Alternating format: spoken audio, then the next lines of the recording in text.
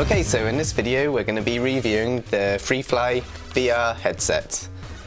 Now this headset is probably one of the mid-priced headsets compared to the cheaper Chinese ones and the higher end Gear VR. Now when I bought this it was on promotion, so I managed to get this for about £35. Now if you're going to buy it now you're looking at more like £50 or $77 US. So if I were you I'd probably hang around till there was another promotion on them, but they really are worth the money. So first off, this is the case it comes in. It's a really nice case. It's really sturdy, it's nicely packed. You have a little cloth there to clean your lenses with. You got this little book here with a QR code printed on the front, so that helps with lens distortion. So you just scan that in and you're ready to go. Okay, so onto the headset itself. It's really nicely built, it's really sturdy, feels really high quality. It's not too heavy on the face. It is a tiny bit heavier than some of the Chinese ones, but because most of the weight, if you can see here, most of the weight's actually closer to your face than it would be on the Chinese ones. They'd be about here somewhere. So basically the weight's more evenly distributed across your face. The head strap's really nice and strong, it's really comfy. You've got this really nice foam padding around the edges here, and quite a big gap for your nose as well, which the Chinese ones tend to have smaller gaps around that area, so basically it puts a lot of pressure on the bridge of your nose, whereas this thing doesn't. So this is actually really comfy to wear. So the loading mechanism, it's a bit of a weird loading mechanism compared to the others. So what happens is, you hold it upside down, flip that down. That's a Moto G 2nd gen, just ignore that, it's really crap, the gyro's rubbish on it. So there's a little button on the back side here, just turn it around again, you click that button, those pop out, and then basically it's just a case of squeezing them back in to get your phone in place, and then you're ready to go.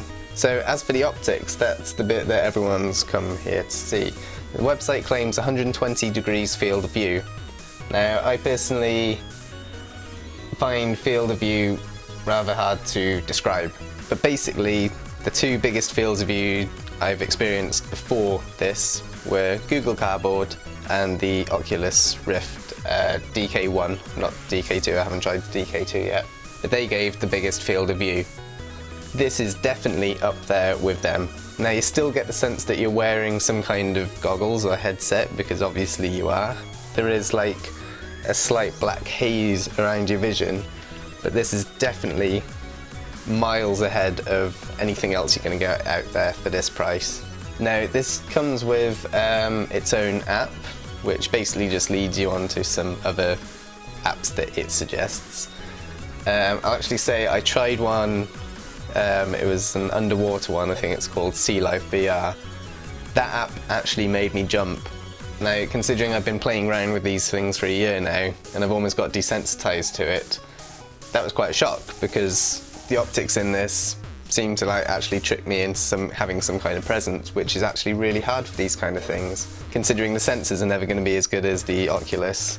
So yeah, this thing managed to make me crap my pants.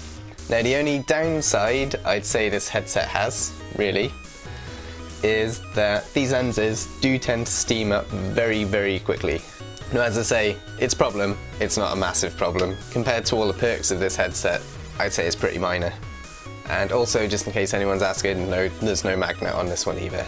You're going to need a Bluetooth remote control doofer, but yeah, that's not too much of a problem either. So this is definitely going to be my go-to VR headset until one of the big boy companies finally get their act together and release their headset, which we're still waiting on.